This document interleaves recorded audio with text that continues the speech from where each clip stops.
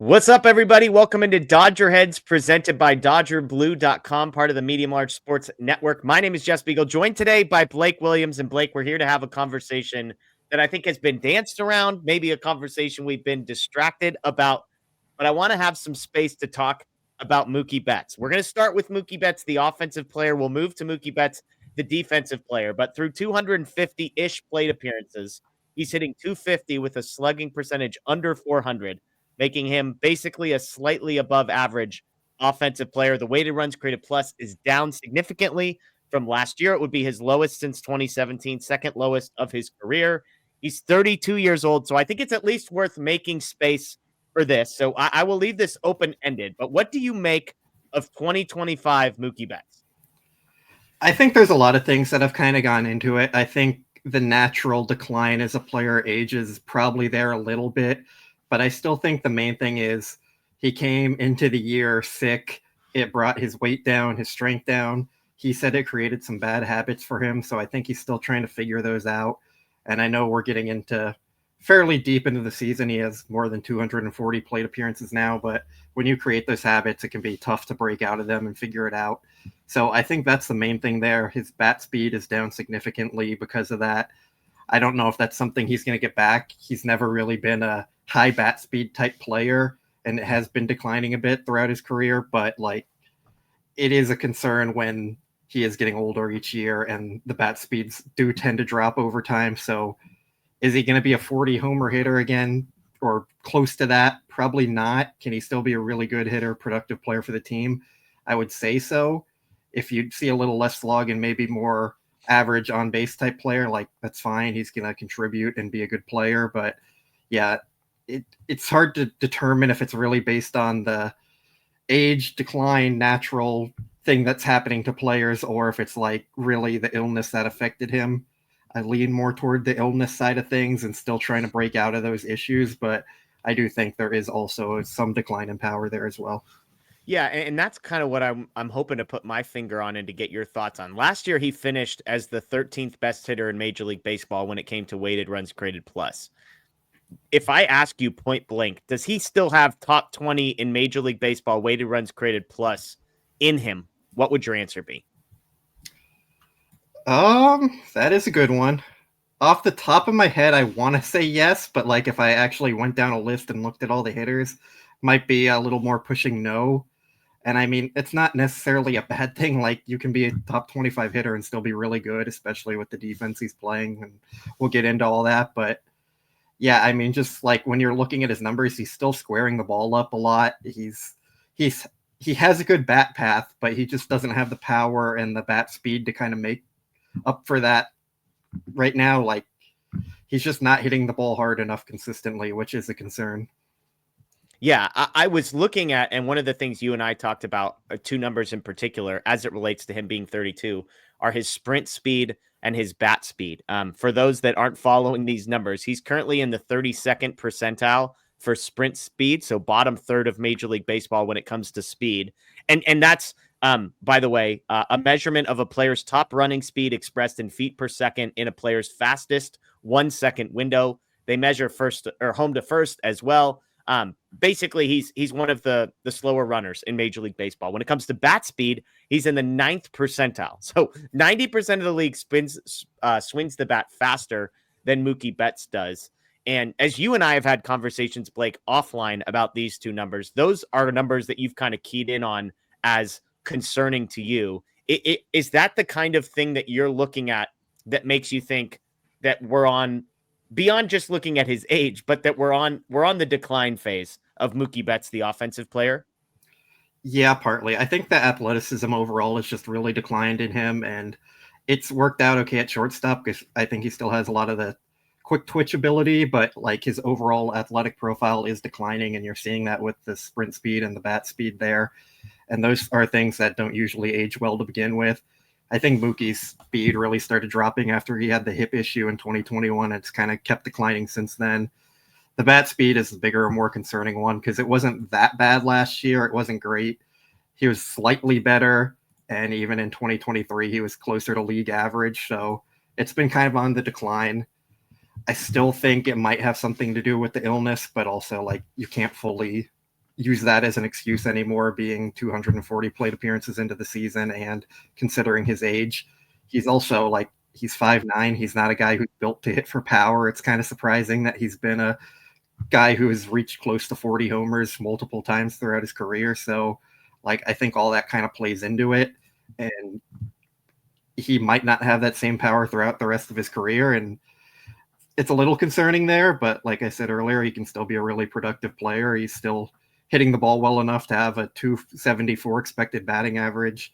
It's just the slug might not be there as we come to expect it with Mookie. It's hard with Mookie Betts to get out of your mind the guy that you imagine him to be from an athleticism perspective. And when you look at sprint speed, it's a pretty funny statistic, because I think if you walked up to a Dodgers fan and said, hey, I have a fun fact for you, and they say, well, what's the fun fact? It's that Paul Goldschmidt, Eugenio Suarez, and Mookie Betts all have the same sprint speed this season. And by the way, all three of those guys are slower than Will Smith and slower than Max Muncy, if you want Dodgers for comparison. I think that would be difficult for people to wrap their minds around, because we have Mookie Betts of his prime in our minds as a guy that was a speed guy. That was part of his game. And so to measure the decline, for context, 27.4 feet per second was where he was at back in 2022. It's down to 26.6. I'll let you determine if 0.8 feet per second is a dramatic or not dramatic decrease, but from a league relative to league average, it is. So here's what I want to do on the batting side, Blake. I want to make an argument for Mookie Betts as don't worry about this. And then I want to make a case against Mookie Betts, why you should be concerned. And I'll let you decide which of these two camps you maybe fall more into. Real quick, though, in 2020, the first year we saw Mookie, his sprint speed was 28.3 feet per second, and that was near elite, like 87th percentile. So, like, we've seen both ends of the Mookie spectrum there on the speed, and yeah, definitely significant decline now. Yeah. So here's the case for, and it kind of touches on what you just said. Sprint speed and bat speed, they're not great. I mentioned 32nd and 9th percentile. They're basically unchanged from last year in 2024. 26.6 feet per second this year. It was 26.7 last year. Bat speed, 68.5 miles an hour. This year, 69 miles an hour. So basically unchanged from a guy who was 13th in weighted runs created plus in all of Major League Baseball. So while there is a correlation between bat speed, for example, and production, I would offer that Will Smith and Freddie Freeman are also among the slowest bat speeds in Major League Baseball. Those two guys still very productive. The second piece of the for argument is he's 32. He's not 37. Like, it starts at the 3, yes, but we're not talking about a guy that is at the very, very end of his career or athletic window. Third, he's been through extended slumps before. I found this interesting, Blake. I looked up his numbers from May and June of 2024. So just a year ago, May and June, through 40 games, he had a basically identical slash line to what we've seen this year. So this year, he's like 60 games. Last year, 40 games. 250, 350, 380 was the slash line a year ago. This year, almost identical. So 4, hey, we've seen slumps like this before for Mookie Betts. He bounced back. The next point, it's Mookie Betts. We're not talking about a lesser player. We're talking about a Hall of Famer and a guy that, you know, maybe you want to believe in a little bit longer. And this leads me to my last point. And I'm realizing that part of the reason that I remain optimistic about Mookie Betts is the reason I'm patient with a lot of guys is what I would say is confirmation bias. Now, before you jump to conclusions about what I mean, let me explain what I mean with confirmation bias, because I'm not saying I've set logic and reason aside and it's strictly based on emotion. If I look at a guy like Mookie Betts preseason and I dig in and I say, what am I realistically expecting based on last year's production, based on last year's metrics? What are my realistic expectations? If I believe in the player, then I'm slower to give up on him, not for fear of being wrong. And you can choose whether or not you believe me when I say that. But because if my reasons for optimism haven't changed, then why would my opinion of him change? If Mookie had dramatically worse athleticism this year than he did last year, then I would say, oh man, that's severely concerning. It's the same numbers that they were last year when he was a productive player. And so either last year he got lucky and he's due for regression and we're seeing it now, or maybe, just maybe, he's going to break out of his slump. So that's my argument for, and then I'll make quickly the argument against, and I'll let you respond to this. Here's the argument against, and I'm going to contradict some of the things I just said.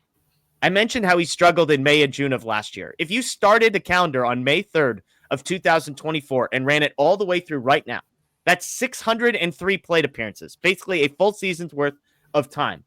He has a 111 weighted runs created plus with a 253, 328, 421 slash line. So he's a solid player, but not a very good offensive player over the last almost 162 days. So whether it's the toll of shortstop, the distraction, whatever, the sample size is not merely a month and a half. So you've got to navigate that. Now, he was great in the postseason, which is right in the middle of that. But my case for would be, hey, all these negative, scary things were there last year and he was great.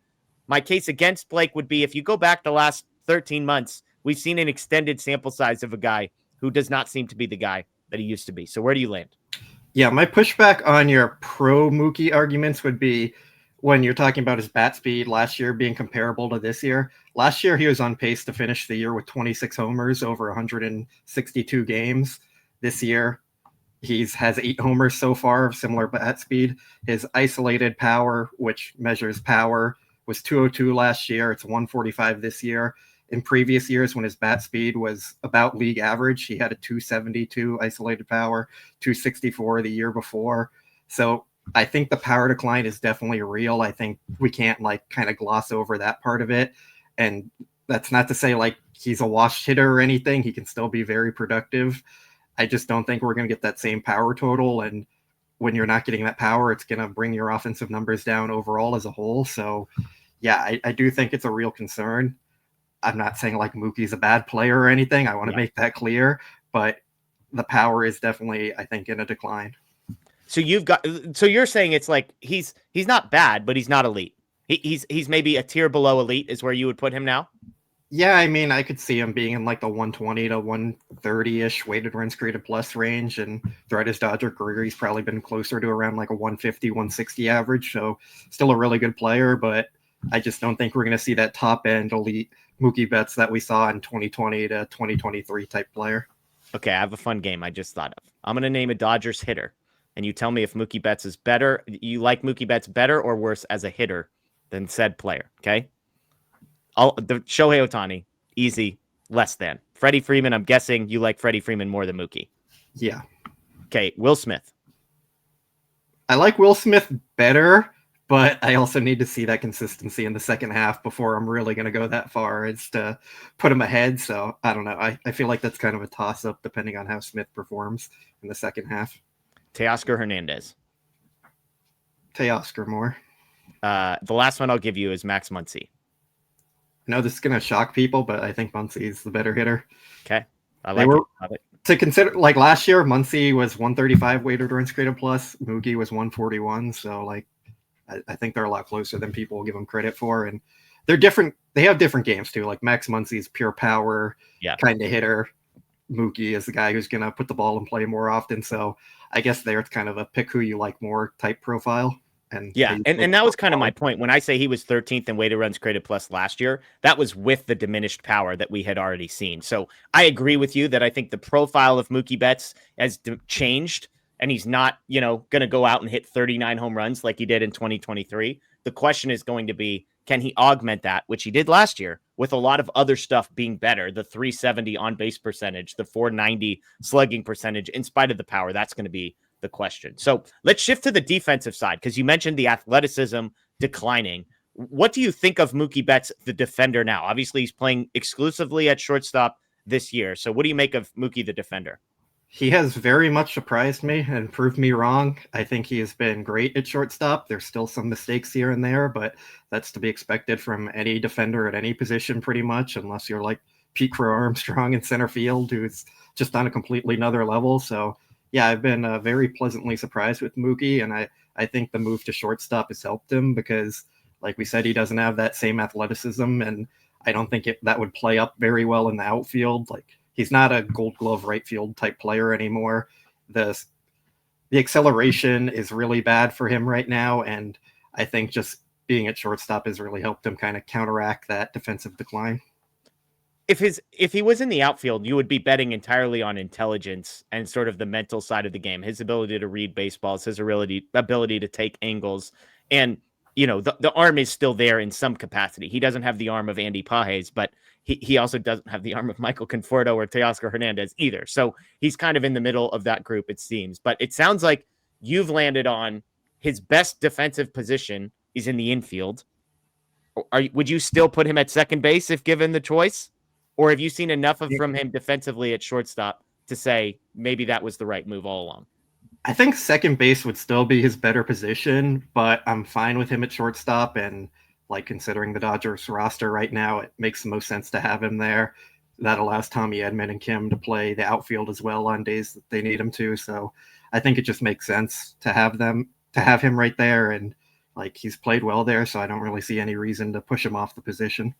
Yeah, I'm with you. Last question. Do you think the shortstop move is related to or unrelated to the offensive decline we talked about?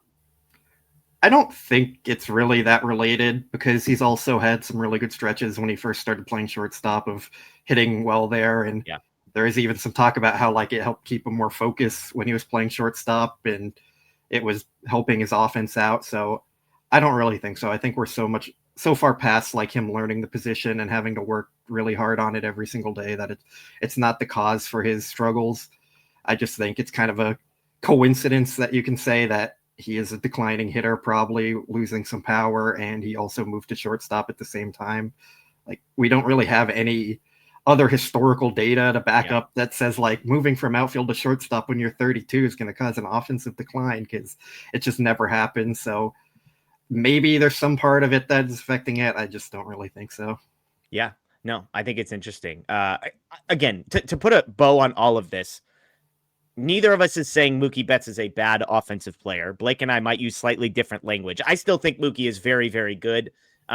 Depending on how many guys you want to put in the elite tier, sure. If you want to move him out of that because you think he's a top 20 guy instead of a top 10 to 15 guy, sure. But I still think Mookie Betts has the capacity, and we will see at some point in 2025, a very dangerous Mookie Betts at the plate. I agree that shortstop has been a pleasant surprise, and also agree with your sentiment that athletically, we even saw when he was still playing the outfield, that he's just not the same guy that we used to see athletically in right field. However, I think the mental side, he could probably still do it at a reasonably high level, better than what we've seen from the corner outfielders so far this season for the Dodgers. But I do agree that shortstop on this roster with the guys that they currently have makes the most sense. So any last thoughts from you, Blake, before we close this up? I mean, yeah, I think we're going to see Mookie go on a nice run at some point and start getting some more luck. His batting average on balls in play is pretty low. It's at 250 right now, and league average for any hitters right around 300. So that's like about 50 points of average there he doesn't really have. And I think that's going to kind of even out over time. But still, my main concern is like he's squaring the ball up. He has a really good sweet spot percentage. He's doing kind of everything you want to do at the plate until he's actually making contact, and then the ball just isn't being hit that hard. So like that is a concern, and that's my biggest concern about the lack of power and how it projects for him going forward. But like I said, still, if he's a 120 weighted runs created plus guy with good defense at shortstop, that's an incredibly valuable player to have. So not the end of the world, but it is like probably near the end of Mookie's real power days. Yeah, I think that's a great summary of he's doing everything right with the bat, with his eye, up until when the ball makes contact with the bat. And then you're just not seeing the explosion that we're used to. The question, of course, is as he puts on weight, as he gets healthier, as who knows, makes a couple mechanical tweaks, if he can change that, we could see a run from Mookie Betts coming. That is Blake Williams. I am Jeff Spiegel. We appreciate you watching. Let us know in the comments below. I'm sure people have lots of opinions about that. Hopefully you learned something new, thought about something new in this video. Enjoy the rest of your day, everyone. Check out DodgerBlue.com. If you're new here, by the way, subscribe, ring the notification bell. We'd love to have you join us Tuesdays, Thursdays, Sundays. We do live shows each of those 3 nights. Enjoy the rest of your day, everyone. As always, go Dodgers.